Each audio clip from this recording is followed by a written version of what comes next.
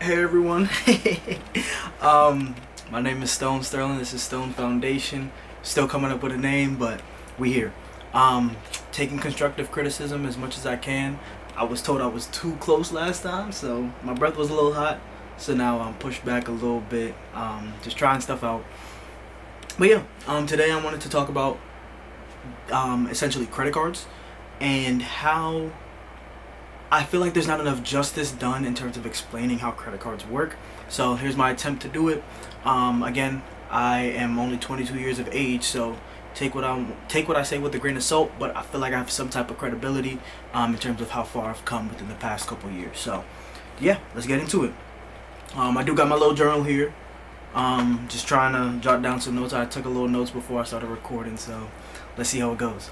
And yeah, let's start off with saying your credit card is essentially, think of your credit score as your 5-star rating.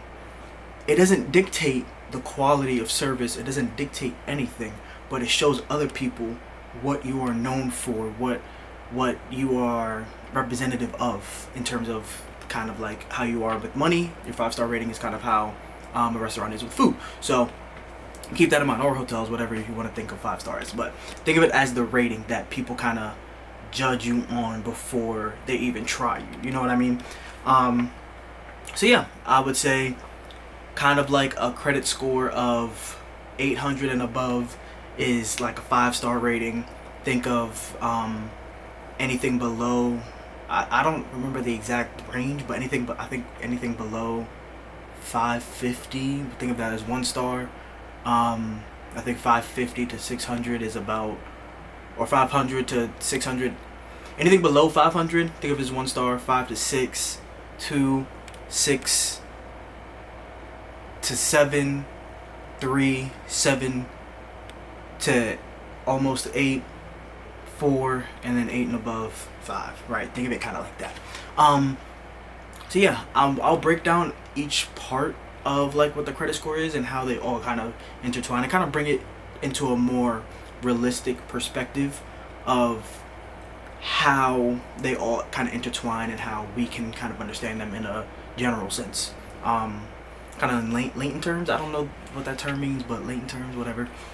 But yeah, there's 5 categories: payment history, utilization, length of history, recent inquiries, and credit mix.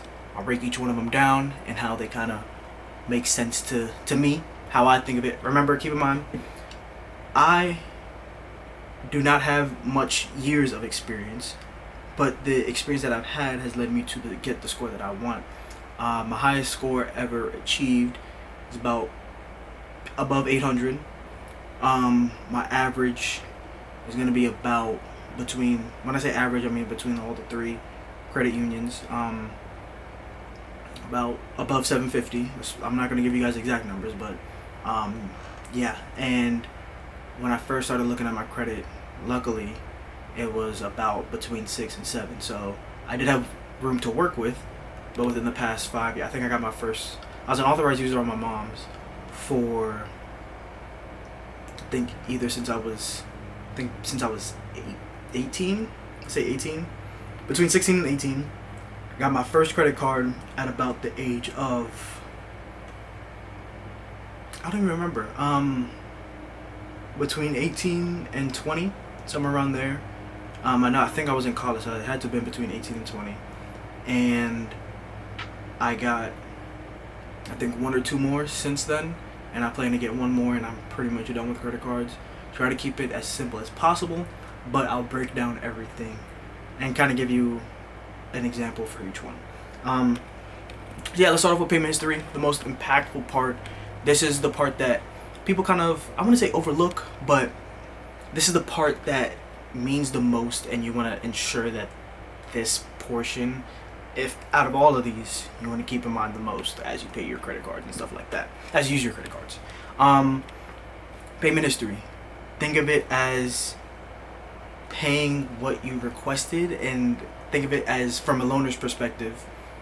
I'm gonna give you money. How likely is it that you are gonna pay me what I asked for? Simple as that. and you're gonna pay it on time. Now it's when as well as how much. You know what I mean? So let's say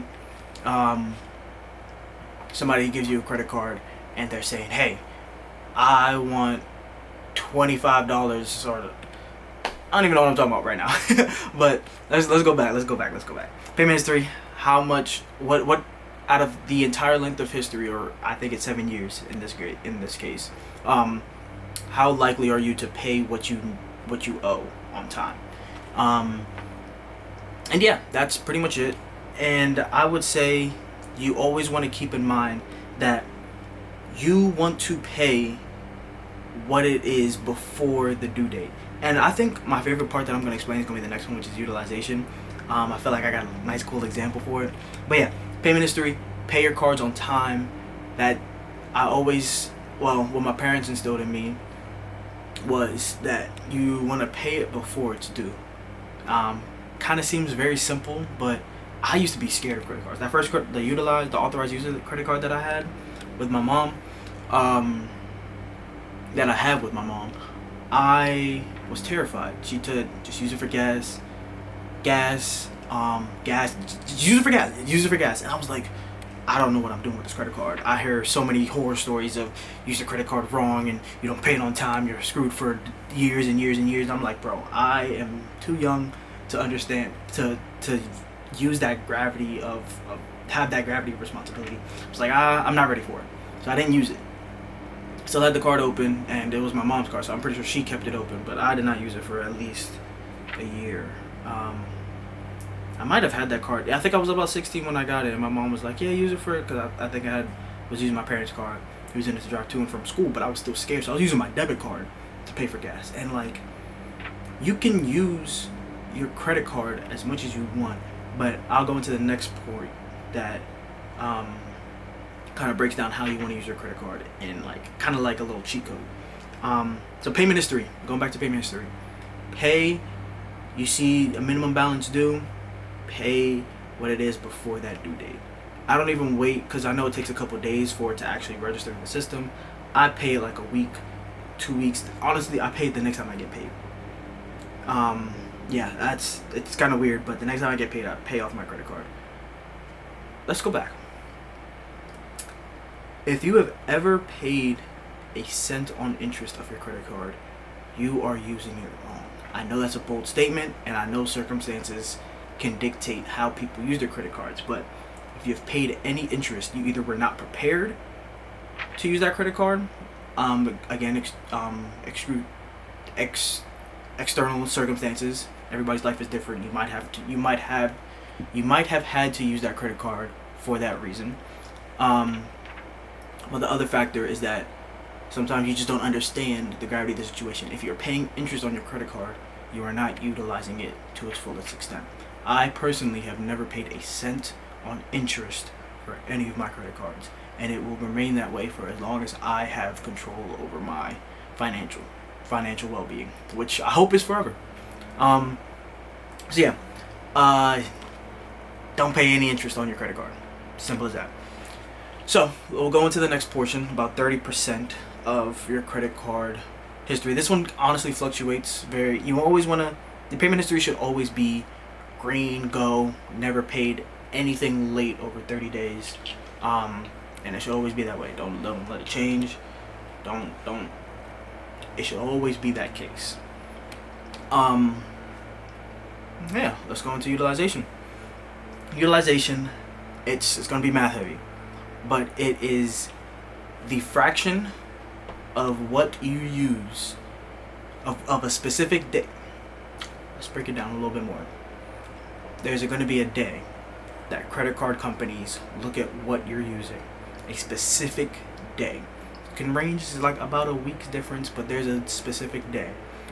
And they say, hey, how much of their credit card usage has this person used? They take it, think of it as a screenshot. Boom. You use this much of your credit card balances total. This is how much you owe on all of your credit cards. Boom. Right then and there. That specific day. That's going to be the numerator of the fraction. I'm going to talk a little math heavy, but I'm going to try to break it down. That's going to be the numerator of the fraction. How much of your credit cards How much do you owe on your credit cards at this very moment in time? That's going to be your numerator.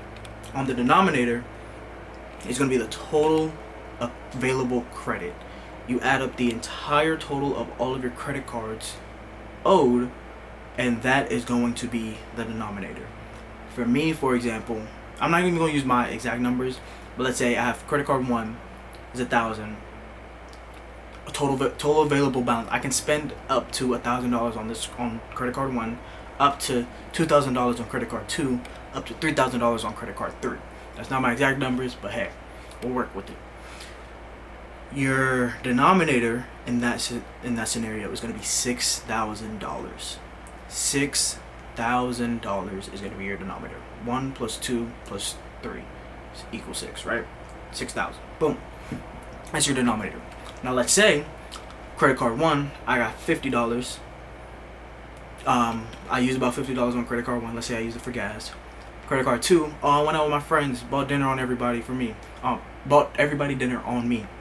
$100 on credit card 2.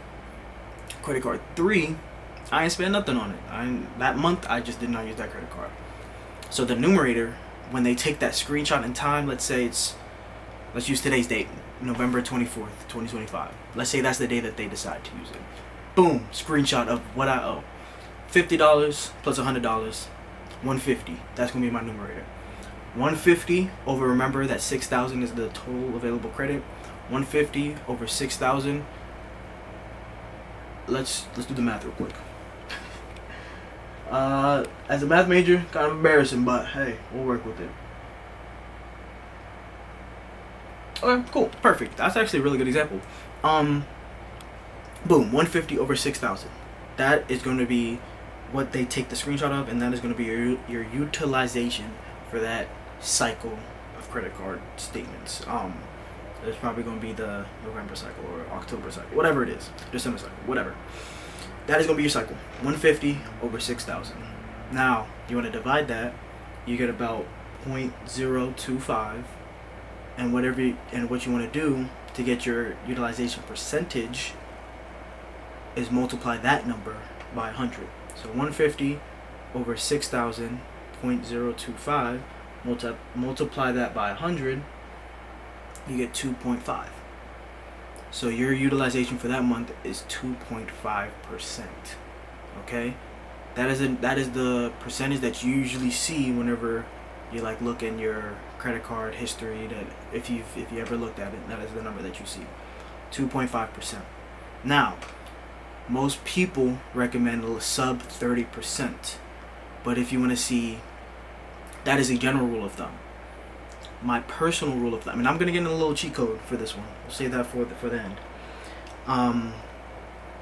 That percentage is, what's the word I'm looking for? I just lost my train of thought. That percentage you want to, so yes, the percentage that most people recommend is 30%. I personally, to maximize my credit score, kind of keep it under 10%. Now, using that same example, get back into it later, there is a way to get that 2.5% even lower or higher, depending on however you want to utilize your credit. We'll get into that later, though. Save that to the end. So we'll go into the next one for now. It's gonna be length of history. Oh, you could think of utilization is like, how greedy are you? If I look at a random point in time of your credit history, how greedy are you? How greedy are you? How much of what I give you do you use? Just because I gave you all this don't mean you should be using all of it. Just because I gave you $10,000 doesn't mean you have to use all $10,000. How greedy are you? That's utilization. Keep that in mind. If you don't want to be greedy, don't use a lot of that percentage. Keep that number as low as possible. You usually want to keep it revolving around, let's say 1 to 5%, 1 to 10%. Keep it like that. Zero is kind of, it's okay to be zero, but you don't get the maximum possible credit score when you have zero. So they want to see that you're still using the credit card when they look at you. Like, hey, are you at least using the money that I give you? Are you using it for nothing, or you just, you gotta be a little great. I'm giving you this money, you gotta use it a little bit. So yeah, keep that in mind. Next thing is going to be length of history. This is going to be, we'll go back to those 3 credit card examples. This is going to be how long have you had your credit cards, and what they do is average out the number. Very math heavy again. Let's say credit card 1 I had for a year, credit card 2 I had for 3 years, credit card 3 I had for, let's say, 5 years. So what you want to do is add up all 3 of those numbers. I think I used 1, 3, and 5. So 1 plus 3 plus 5 is 8. Divide that by the amount of credit cards that you have, which would be 3. So your credit card average history would be about 2.67 years. Most achieve. So that keeps in mind. So we have to keep in mind that you want to keep your oldest account open for as long as possible, because that is skyrocketing. That is bringing up that average of credit cards that you have. And that also means you don't want to open too many credit cards too much, because the new credit cards are going to bring your average down. So keep your old ones open as long as possible, and try not to bring any new ones in unless you need it. So if you need another credit card, know that your score will drop for a certain amount of time until that average can regenerate itself to get back to what you had. So most high achieving scores have an average of around, I think 7 to 9 years. My average is, I think, about 3 years right now. Again, I'm 22 and I've had my credit cards for a certain amount of time. I'll even share with you what credit cards I do have. I have the authorized one with my mother. I have a Saver credit card. I have a Saver One credit card. That was my first credit card that I had for myself. Kind of lucked out because it's a really good credit card that I did not realize. I think I did a little bit of research, but people recommend here and there, but I didn't realize how powerful that was, especially with the next card that I plan to get later on, and I'll share that as well. But yeah, after that I got my Best Buy credit card. That's a consumer one. I know most people are like, hey, why do you use credit card? Why would you get a consumer credit card? Best Buy. I'm a tech guy. I know I'm going to spend money on technology. Why not get money back on the technology that I know I'm going to spend? And I know I'm not really sponsoring or encouraging you to get this credit card, but I personally use it for 0% interest. I used to work there as well. 0% interest for up to 12 months. Pretty cool. I don't like to incur interest, but when I heard that deal, I was like, hey, it's kind of cool. And if I want to pay something off in 30 days, use it as standard credit, I get 5 to 10, whatever the percentage is, a percent back. Pretty cool. So that's why I got that one, because I love technology. So I'm gonna kind of encourage me to buy technology. I know I'm gonna spend money on technology. That's one of my little guilt-free spending items. I'm always gonna spend money on technology. The question is how much. Question is how much am I gonna spend on that technology? So yeah, let's go back into it. Length of history. Are you a vet? People like to see experience. People like to know that you have been in this field for a long time. People like to know that you've seen the ins and outs, the good and bad, that you know what you're doing. Now, being a vet does not necessarily mean you know what you're doing, but again, it's like the 5-star rating. It shows that you have some type of inclination of what you're doing. So I think the history is like, hey, this person's been in the game for a long time. I think we can trust this person and not screw us over. That's all it means. That's all it means. That's all it means. Are you a teacher that has been teaching for 1 year compared to a teacher that has been teaching at that organization for 5, 10 years? You're probably gonna be more inclined for either yourself or your child to go to the teacher that had 5+ years of experience, because they have seen the kinks. They've probably seen bad students. They've probably seen good students. They have prodigies. They've had children that they had to teach from ground zero. That is experience. That does not mean that teacher's better than teacher from year one. They might be able to relate more a bit to, there's different avenues to think about, but that length of history will kind of drive the lender, drive the parent, drive you to go to that person with more experience. Boom. That's 3 down, 3 out of 5 down. We got 2 more. Recent inquiries. This is how it kind of ties into length of history. This is how many cards have you opened? How much credit? Not even cards. How many times have they seen a ding on your credit? How many times have they seen a ding on your credit? A hard inquiry. This is hard inquiries. Soft inquiries is like, hey, we'll look at the number, but what we do is not going to affect the number. Hard inquiries are, hey, we're going to look at this number, and it's going to impact that number. Hey, cool. So that's usually why people ask. It's a hard inquiry, soft inquiry, because if it's a hard inquiry, you don't really want to do that when you're trying to buy a house or buy a car or anything like that, because they look at that and they're going to alter that number. So soft inquiries are more so like, yeah, we'll look at it, we'll take a peek, we're not going to do anything with it though. Cool. And this is pretty much the last time you asked for something. Are you going to give something to somebody who you saw ask somebody else for the same thing 5 minutes ago, 10 minutes ago? Or are you going to be like, hey, let's say it's a family member, hey, I need some money, da da da da da. But you saw them ask your cousin, your mom, your aunt, right before they got to you. You'd be like, I don't want to give you money. You just asked them. They barely wanted to give you money, but they did. But just because you asked them, I'm not going to give you free money. I just saw you give them free money. So why would somebody that doesn't know you want to do the same thing? But why would a person who makes profit off of you want to give you money if they just seen that you're asking all these other people for money? That don't make sense. Because then that means they got more people to owe, and it's a less likelihood that they're going to pay me. Right? So why are you begging all these people for money? Why are you begging all these people for different things? And that's the same way that credit card companies look at it as well. It's literally the last time you asked for something. So usually recent inquiries, they want to see 0, 1. Anything higher than that, it's going to be a higher ding on your credit. So if you're going to ask for something, don't ask for it too often. Don't ask for it in sporadic. If you're going to ask for something, good luck. Good luck. Keep in mind that is only 10%. Length of history is 15%. So it's not going to be too much of an impact. It might drop you down a couple points here and there.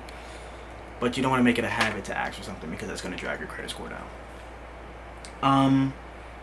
Yeah. Are you asking to ask? Are you asking us just to ask? That's pretty much what recent inquiries mean. And last thing is credit mix. Credit mix is essentially, I'm going to give y'all 3 cheat codes. Well, one cheat code is going to be how to bring that utilization number down. Second cheat code is, well, it's not even a cheat code. Second thing is going to be what credit card I'm aspiring to get. And the third one is going to be,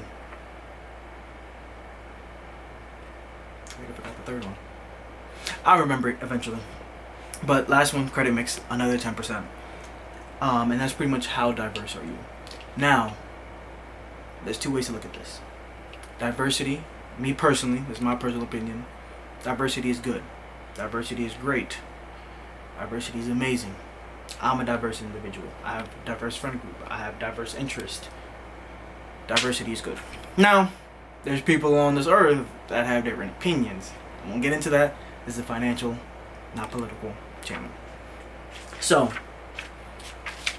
the credit mix is how diverse are you. They want to see you have a credit, you have something there, something here, and they're not necessarily, it's not all credit card. It's not all credit cards. It might be a student loan, might be a mortgage, might be a car loan, might be consumer loan. That's 4 things, and usually they want to have, I don't really know the number. I don't like debt, because all those 4 things are incurring interest. So the more things that you have open, the more interest you owe. Now, my personal take is keep this number as low as possible. Keep it to 1 or 2. Right now, I have my student loan. That's the only loan I have. Excuse me. That's the only loan I have. And the only other loan I plan to see myself on getting is a mortgage. I don't need a car loan. Save up. Save up. Save up. Why are you paying for something in the past when you want something in the future? Save up your money to get the things that you want without using credit. I'm going to save up for my dream car. I'm aspiring to get a car. I'm aspiring to move out. So I'm going to save up for those things rather than wait for that day to come and I'm caught with my pants down. Save up. So, go back into credit mix. There they want you to have a higher credit mix. They want to see you use different things, maybe those 4 things, maybe some more, maybe a personal loan, da da da da. They want to see you have a credit mix, but keep in mind that the more things you have open is the more things that you owe. I personally, again, I'm not a financial advisor, but I can tell you what works for me and what got me to the score that I have. I would keep your debt as low as possible. They like to see you when you pay it down. It's really paying down that credit mix that they like to see, because I noticed that as I pay down my student loans, my score is skyrocketing. So if you do have a credit mix, try to pay it down and you'll see your score skyrocket. So keep it between 1 to 2 essential things. Me personally, I don't think you should have any car loans past the age of 30. Your first one, you might have needed it for your job, and that's your runaround vehicle that you might have not saved up for because of the circumstances, but you needed that car, so you needed to take out a loan. I would say you need to pay off that loan by the age of 30. That loan should be no more than 3 to 5 years on that car loan. That should be paid off in full by the age of 30, and you never incur, because now at that point you have a car. You have transportation, so if you do decide to buy another car, you should not be taking out a loan to buy that car. You should be saving up to get your dream car, to get that car that you want. Then after that, it might be a mortgage around the age of 30, 40. You know, society's kind of cooking us right now, so it might be a little later in life. But imagine all that you have no debt. So all the money that you get is yours. Get rid of that debt. Save up for what you want, please. Please, please, please save up for what you want. It's an empowering feeling. Walking in the store and you see people buying all these expensive stuff and they're like, yeah, because they saved up. They have money in reserves to pay that off whenever they want. Me personally, I could pay off my student loans right here, right now, but I need my emergency fund, and I value my emergency fund for emergencies, because I might pay off that student loan and if something happens next week, I'm calling my pants down. I don't like that feeling. So slowly paying off my student loans until I'm at a point where I'm like, all right, I have enough of an emergency fund. I don't plan to buy anything else in the future. I feel, not to jinx it, but I'll probably feel as if I don't see myself incurring an emergency anytime soon. Pay off the student loans and still have some type of reserve for future endeavors. So those are the 5 things. Again, they're all percentage based, and I'll get into the bonus one. So for your utilization, you want to, the cheat code, remember it's a random screenshot. What you do before and after will not matter in that screenshot. So let's say with that 150 over 6,000 example, what if on that third credit card, remember it was zero balance at first, on the third credit card you had $500 on there, you had $1,000 on there. If you know that they're going to take that screenshot on today and you pay off everything that week prior, let's say you really had $1,000 on that third credit card and that's still at 150, right? 150 plus 1,000 is going to get you that 1,150, right? Divide that by 6,000, you're going to get 0.19 multiplied by 100, you get 19.2%. So really, you use that credit card like crazy on that. Maybe you had a trip and that's what that $1,000 is. Your score, your utilization is really going to be 19%, right? But you paid down that $1,000 as soon as you got back from that trip because you know they're going to take that screenshot. Ching, they're going to take that screenshot on that day, on the 24th. So what you do, pay off that $1,000 before they even take the screenshot. And that is the key to keeping your utilization down, artificially keeping it down, despite you using your credit card as much as you want to. That's what I do. Every time I get paid, I pay off my credit card. Whatever's on the credit card, I pay it off. Pay it off. If you're paying interest on your cards, you're using it wrong. Pay off the credit. If you think about it, your credit cycle is about a month. If you pay it off every 2 weeks, you're fine. Pay off your credit cards. Don't pay any interest because that's how they make money. You don't want to give away money to people that you don't know. you want to utilize and get them points how best you want to. So you know you can pay off this Netflix, but you know you can pay off your gas. You know you can pay off this. Use the credit card, pay it off. Next time you get paid, you don't gotta worry about no interest. Simple as that. Keep that in mind. That's one. The second advice, second thing, like I said, I have a Saver One credit card. That's kind of like my bread and butter. That's the core system. And I've been watching a lot of videos. A lot of people have mentioned the Venture X, and I've always wanted to get a travel card. That's gonna be my next card, Capital One Venture X. I don't like to. It has an annual fee. It's offset by the annual bonuses that you get with it. You get $300 credit, $395 annual fee, but you get a $300 credit and a $100 credit every single year. So as long as I utilize those, I'm basically getting the card for free. I'm making money from using the card, and anything after that, I'm just saving up for rewards because I want to be able to take flights whenever I want, however I want, whatever I want. You know what I mean? So that's my personal advice. That's my personal endeavors. And this is the third one. The third one is how I got my credit card, how I got my credit score so high. Whatever the utilization is, you know they take the screenshot whenever you see that minimum payment due. That minimum payment, let's say they take the screenshot today, that minimum payment will not be due until the middle of December. I pay everything off, even if I use the credit card a couple of days after that, I pay everything off within that next week. So let's say I had that $150, and let's say I buy something that next week. I'm paying everything off. I don't even want to see. I want to see my credit card availability completely available before that due date comes. Now, most people, you can get away with that statement balance, but I still have that little fear from when I was younger that I'm still not an expert at this.